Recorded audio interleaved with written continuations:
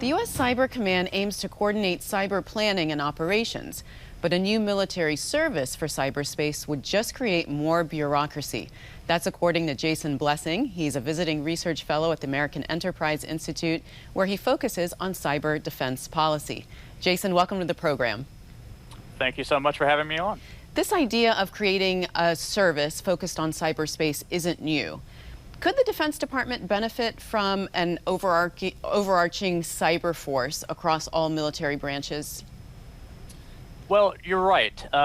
This proposal is not new. It's been around for a while. In my argument is that Cyber Command, as a cyber force that pulls from every service or from its service components, is more fit for purpose than a service would be. It's worth acknowledging that an independent cyber service, much like the recently created Space Force, it has its benefits. You know, Cyber Command has operational authority, but it doesn't have the authority to train, equip, recruit, and organize personnel on its own. It has to rely on the other services. But for a number of reasons, an independent cyber service carries a number of complications. So do you think it's a good idea? Let's go into what you think of that idea of a force for cyber. Right. I don't think it's a good idea for a number of reasons. One, at the strategic level, it risks cementing the idea that cyberspace as a domain is the same as other domains and it has the same types of challenges that you would counter in the air, on land, at sea, or in space. It's not. The cyberspace fundamentally intersects and has interdependencies with the other domains that you just don't see, you know, for example, with the connection between the air domain and the land domain. This also kind of assumes that, you know, the services haven't done anything historically or contemporarily to address cyber issues.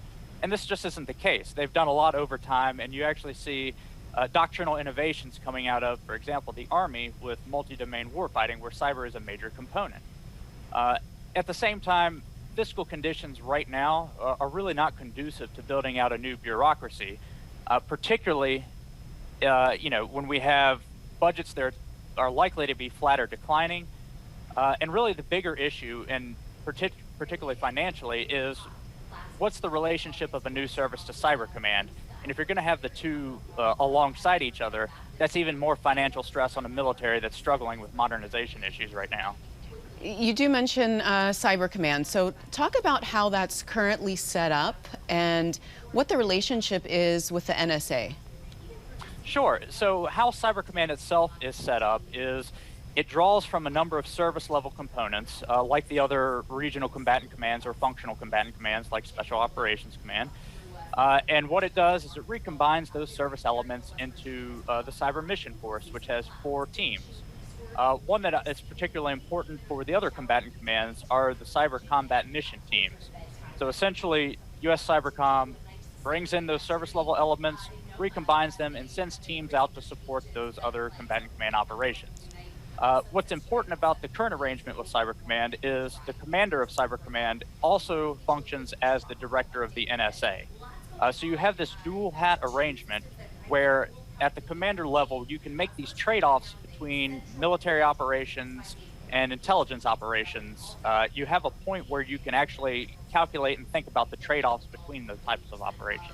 Do you think that's a good idea, Jason? Should that close relationship continue as it is? Well, yes, on 2 accounts.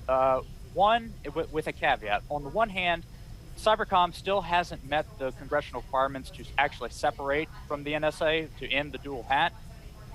Until those get met, it needs to continue. At the same time, until that happens, it is, again, a good point for this strategic trade-off in trying to make sure that intelligence operations and military operations don't step on each other's toes, right? Military and civilian intelligence, those organizations have fundamentally different purposes, and you do see that play out in the cyber domain, even though a lot of the operations appear very similar. The caveat is that in the long run, yes, the dual hat should be severed. And the question after that is, what happens next? How do you coordinate civilian intelligence elements with these military elements? And that's what I wanted to ask you is how can the current force structure be more effective? What do you suggest as a solution?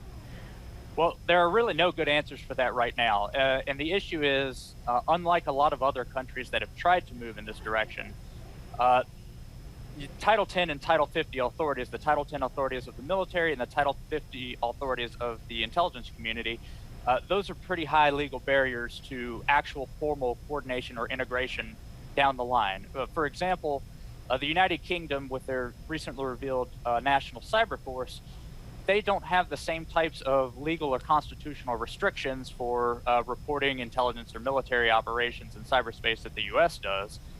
So they're able to actually integrate the National Cyber Force under currently a GCHQ commander. A similar workup like this in the United States just isn't feasible due to those Title 10, Title 50 barriers, which are in place for a good reason.